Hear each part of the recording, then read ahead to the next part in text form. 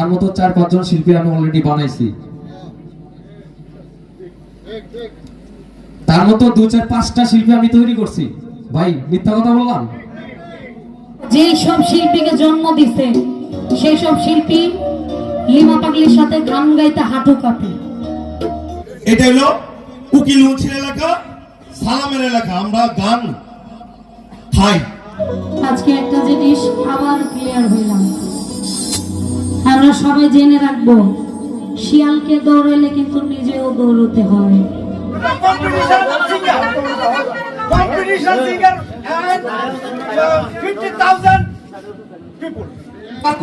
Double মঞ্চ আমার জীবনে আমি দেখছি। আমি একজন শিল্পী, আপনাকে ভাই সম্মান করি, আপনিও শিল্পীকে সম্মান করবেন। আপনি যদি আমাকে সম্মান করেন আমি আপনাকে সম্মান করব। এটাই দুনিয়ার নিয়ম, এটাই হলো বাস্তবতা। আপনি আমাকে সম্মান করবেন না, আমি আপনাকে সম্মান করব না। আর আপনাকে বলছি আপু, আপনি মঞ্চে বসেছিলেন, আপনি রাত দেখাইতে পারতেন, অন্যভাবে দেখাইতে পারতেন। আপনি এতক্ষণ পরে এখানে 1 মিনিট শিমুল ভাই কিন্তু কোনো কথা বলে নাই। আপনি এখান থেকে যেভাবে গুছায় চলে গেছেন, এটাও আপনার অন্যায়। শিল্পী জীবনের এটা অন্যায়। আপনি কমিটি আছে, এখানে কর্তৃপক্ষ আছে, আপনি তাদের কাছ থেকে বিদায় দেওয়া উচিত ছিল। আপনি বিদায়টা না নিয়ে মঞ্চ থেকে ডিরেক্ট চলে গেছেন, এটাও আপনার অন্যায়। আমি দুজনকেই বলবো, আপনারা দুজন অনেক বড় শিল্পী, আপনাদের সাথে আমাদের কোনো তুলনা নাই, কিন্তু আমরা শ্রবণ করি, আমরা মানুষের কথা শুনি।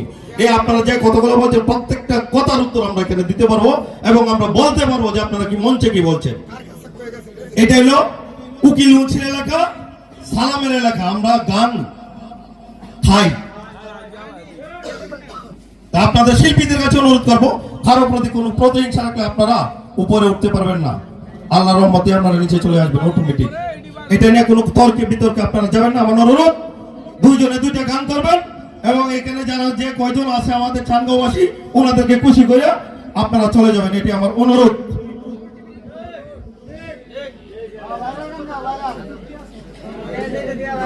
তার কারণ হলো আজকে আপনাদের মঞ্চে 2 জন শিল্পী। আমি খুব বেশি কথা বাড়াবো না। আলামিন ভাই কোথায়? আলামিন ভাই কোথায়? আজকে মঞ্চে শুধু 2 জন শিল্পী। যদি শিল্পী 3 জন থাকতো, একজন শিল্পী স্টেজে পরে আসলো না আগে আসলো না আগে চলে গেল, তখন আর এই হিসাবটা এতটা তখন আর করা হয় না। প্রথমে আপনারা আমাকে একা আনছেন, আরেকজন শিল্পীর অনুপস্থিতি আমাকে গান করেছেন। আমি স্টেজে কোনো শিল্পীকে পাই নাই, আমি কোনো শিল্পীর নাম বলি নাই। আমি কি কথা খারাপ বলছি? আপনাদের স্টেজে কয়জন শিল্পী আছে এটা কি আমি জানি? আমি স্টেজে যাকে পাইছি, আপনারা যারা যারা উপস্থিত ছিলেন সবার প্রতি কৃতজ্ঞতা আমি প্রকাশ করছি নাকি? কিন্তু যিনি পরে আসলো আমি তো তাকে জানি না, কে আসছে কে আসবে, কয়জন শিল্পী আছে, আমি কার নাম বলবো? যে স্টেজে নাই তার নাম আমি কিভাবে বলবো? আর এই নামগুলো ঘোষণা হয় গান শুরুর আগে, গানের মধ্যে আর এগুলো বলা হয় না।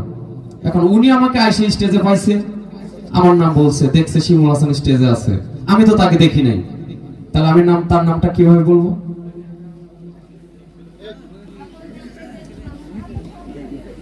তাহলে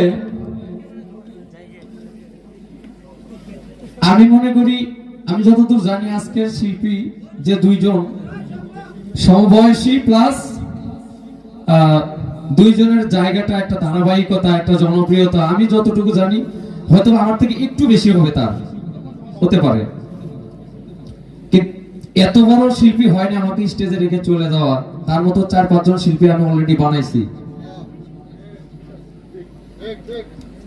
তার মতো 2-4-5টা শিল্পী আমি তৈরি করছি। ভাই মিথ্যা কথা বললাম? আমাকে স্টেজে রাইখে যাওয়া, আমাকে না বলে, আমাকে বলা না বলার কোনো প্রশ্ন নেই। মিউজিশিয়ানদের কমিটিদের অনুমতি নিয়ে স্টেজ থেকে নামতে হবে। আমি কি যাইতে পারবো কি যাইতে পারবো না, আমার কোনো সমস্যা থাকতে পারে, আমাকে বলে দিতে হবে। আমি অসুস্থ নিয়ে গান করতেছি, আলিমুল ভাইকে আমি বলার সাহস পাইনি, ভাই আমি অসুস্থ। আমি যদি বলি আমি অসুস্থ, ভেঙে পড়বে, হয়তো ভয় পাবে, শিমুল আসবে না। আমি কিন্তু অসুস্থ হয়ে, আপনারা হয়তো বুঝতে পারছেন কিনা আমি জানি না।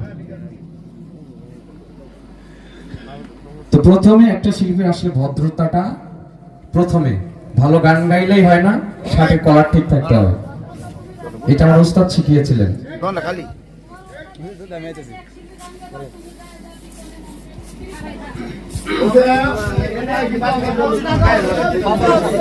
সময় নষ্ট করার জন্য দুঃখিত।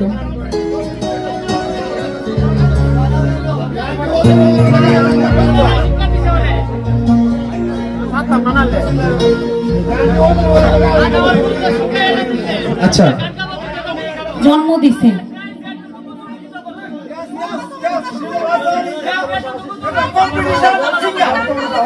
Competition singer and 50,000 people. জি জি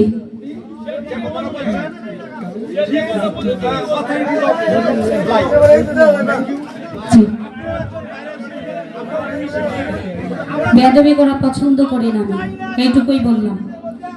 উনি যেই মঞ্চে আসছে উনি সেই মঞ্চের ফ্যাসিলিটি মেনটেন করে চলতে হবে তার।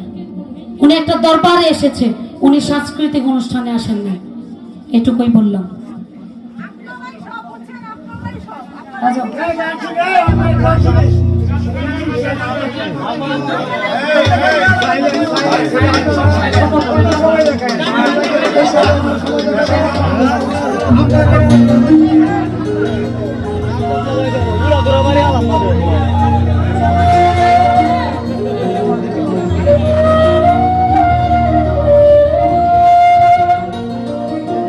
এইটুকুই বলবো, যেই সব শিল্পীকে জন্ম দিছে সেই সব শিল্পী লিমা পাগলির সাথে গান গাইতে হাঁটু কাঁপে।